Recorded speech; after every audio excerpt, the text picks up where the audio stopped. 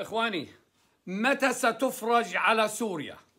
لمجرد أنك شفت دخل استعمار زي ما بتسموه، هو انتداب وليس استعمار، مجرد ما شفت دول أوروبية أو غربية وجيوش دخلت سوريا فاعلم وتأكد أن بشار عائد 100%، لأنه استعمار بلادنا ما صار إلا لترويض الشعب لاحترام القائد، والقائد مش الجولاني. الجولاني من أولاد عمكم اتدرب، لكن الأسد راجع بعد ترويضكم.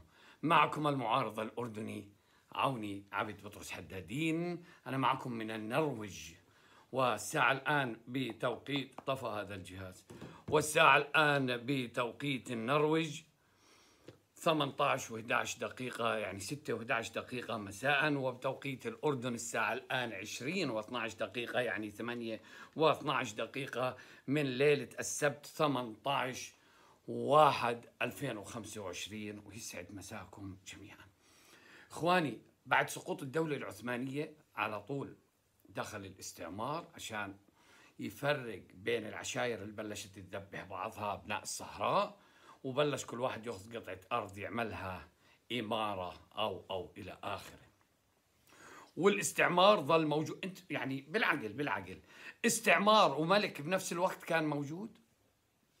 اقروا التاريخ، عبد الله الأول وغيره. استعمار وملك بنفس الوقت؟ لا. إذا ليش الاستعمار موجود؟ قالوا ايش، طردنا الاستعمار بعدين وبنحتفل انه طردنا الاستعمار. لا، انتهى الانتداب بعد ما قالوا له هي سيطرنا لك على كل الشعب. بعد ما تسيطر على الشعب، يلا هيك انت صرت ملك، يلا دبر حالك، واي وقت بدك ايانا بنجيب الجيش البريطاني، او نجيب الفرنسي على سوريا او على لبنان، او بنجيب الايطالي على ليبيا، او بنجيب البريطاني على الاردن. لما تفوت القوات الغربيه على سوريا اطمئنوا. الشعب السوري اطمئن وقت ما تشوف الجيوش الغربيه دخلت. والجولاني كان المفتاح، بس كان المفتاح، يعني فات يصفي المتشددين. وحكيتها في أكثر بث. إخواني، في كلمات أبكتني كثير اليوم، الناس بعث لي إياها بالنسبة لقطع السوشيال ميديا، إذا انقطعوا شيء. إخواني، في عدة برامج بتقدروا تتواصلوا معي فيها. أنت فوت على اليوتيوب، هي رقمي موجود هناك، بقدرش أحكي هون على التيك توك، ممنوع. موجود على اليوتيوب في بثاتي اللي بتكون مباشرة على اليوتيوب، اكتب أخبار الأردن عوني هدادين، جوردن نيوز عوني هدادين، بتلقى رقمي هناك. ومن هناك تواصلوا معي على واتساب عشان نقدر نلاقي برنامج ثاني أقدر أنزل لكم فيه فيديوهات وتسمعوني. لأنه واحد بيقول لي ما ضغر الحمام الزاجل نودي لك إياه، إذا قطعوا السوشيال ميديا والله تعودنا عليك، والله بنرتاح إلى آخره. هيني قلت لكم عن هاي. وحدة كمان أبكتني، بتقول ما في أحلى من بلدي، هاي بلدي وراح نظل فيها، وما بنطلع ولا بنسافر لأي بلد في العالم، ولا يوم غيرت موقفي ولا راح أغيره. طبعا حكتها بحرقة وقاعدة بتبكي وأبكتني فعلا. بدي أقول لكم شغلة، يلي بتذبحوا بعض في سوريا، لو كنت مكان أي جندي من جنود بشار أو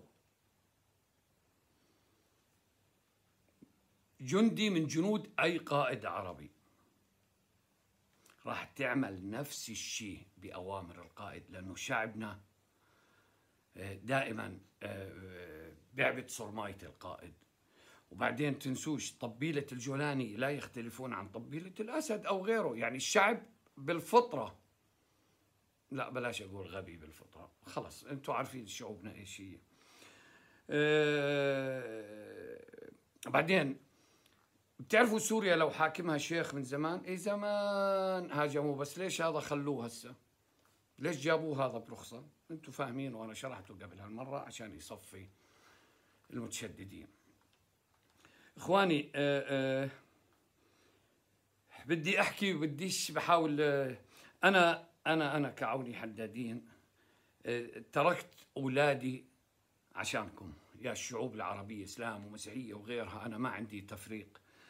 أنا أحترم جميع الديانات التي أؤمن بها والتي لا أؤمن بها، بس أنا إنساني بحب الإنسانية وضد القتل وغيره. أنا تركت أولادي 15 سنة مش شايفهم عشانكم. حتى أولادي تركوني، حتى أولادي تركوني لأنه ما بدهم إياني أحكي كلام حقيقة وغيرها وإشي. أنا يوم من الأيام لأني عارضت الملك حتى أعراضي حكوا عليها.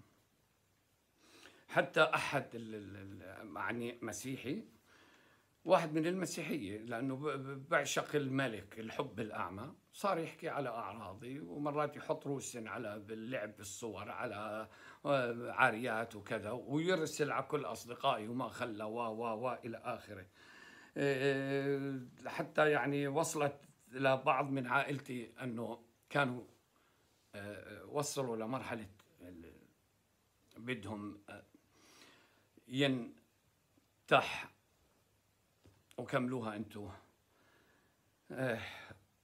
را واو ألف.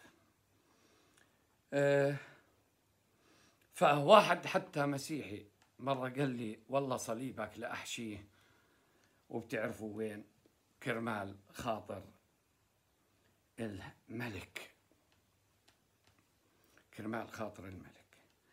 الفيديوهات اللي عم تصلني بتبكي الحجر من سوريا.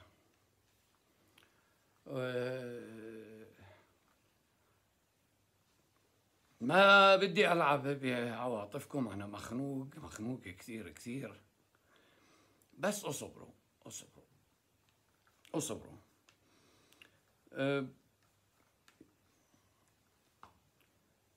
أصبروا أصبروا أصبروا. شو يعني، أنا فتحت البث هذا بدون ما أحضر له لإشي، بس انخنقت وكنت يعني بكيت بما فيه الكفاية. والبكا مش عيب، البكا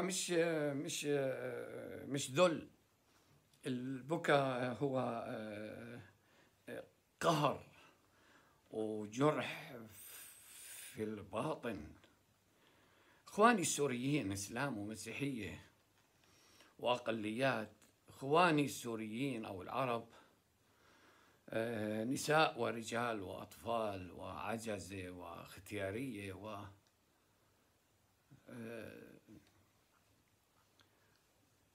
انتوا بوسط النار، واللي بتفرج عليها مش زي اللي واقع فيها. أنا بجوز الوحيد اللي حاس فيكم جميعا،